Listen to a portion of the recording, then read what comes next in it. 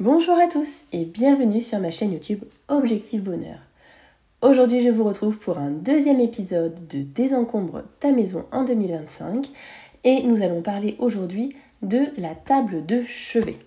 Avant ça, n'oubliez pas de vous abonner, de liker et bien sûr de laisser des commentaires, ça fait toujours plaisir. Allez, c'est parti. Juste à côté de votre lit, c'est le vide-poche idéal. On peut y retrouver un véritable capharnaüm et pourtant, il y a une règle à garder en tête pour la table de chevet. Moins, c'est mieux. Je vais d'abord commencer par vous donner la définition d'une table de chevet que j'ai trouvée sur internet en tapant tout simplement définition de table de chevet.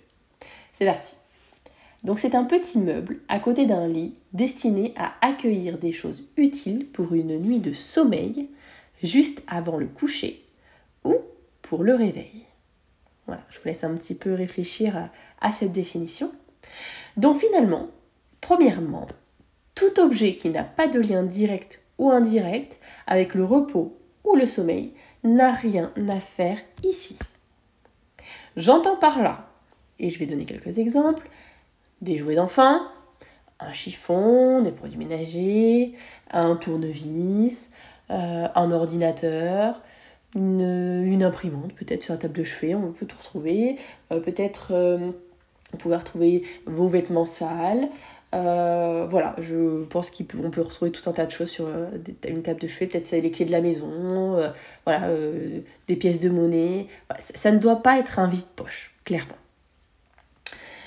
Certaines catégories donc n'ont effectivement rien à faire ici et on va en ayant des objets comme ça, perturber son sommeil et sa sérénité. C'est vrai que c'est pas agréable de dormir avec des objets à côté de son lit qui n'ont rien à faire, ne rien pouvoir poser sur cet espace à côté de votre lit, alors que parfois on a besoin de poser, je sais pas moi, un verre d'eau, et ben on peut pas parce qu'il y a déjà trop de bazar dessus.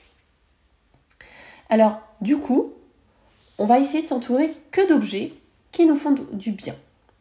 Donc, qu'est-ce qu'on va pouvoir retrouver sur la table de nuit ? Déjà, le moins possible, comme on s'est dit tout à l'heure.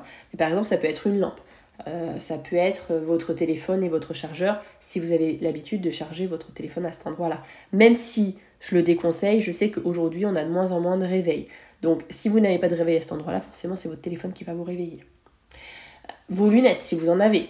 De l'eau, si vous avez l'habitude de boire dans la nuit ou de boire avant de vous coucher ou justement juste au réveil. D'ailleurs, c'est conseillé parce qu'après une longue période de sommeil, on est souvent déshydraté. Et la première chose qu'on devrait faire, c'est de se réhydrater en ouvrant les yeux. Et puis du coup, vous pouvez aussi également retrouver sur cette table de nuit un livre parce que vous aimez vous endormir en lisant un livre. Ensuite, dans le tiroir. Éventuellement, on peut retrouver un paquet de mouchoirs, peut-être un médicament que vous avez besoin de prendre tous les jours et ça vous évite de l'oublier.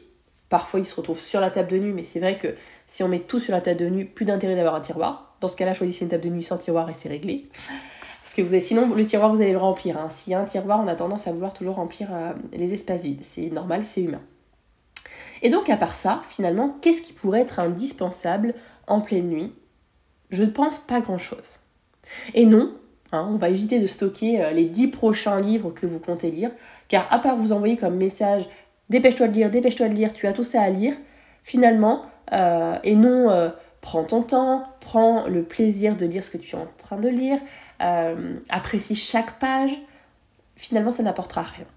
Donc les prochaines lectures, elles restent dans la bibliothèque. Je compte sur vous pour trier et ranger cet espace.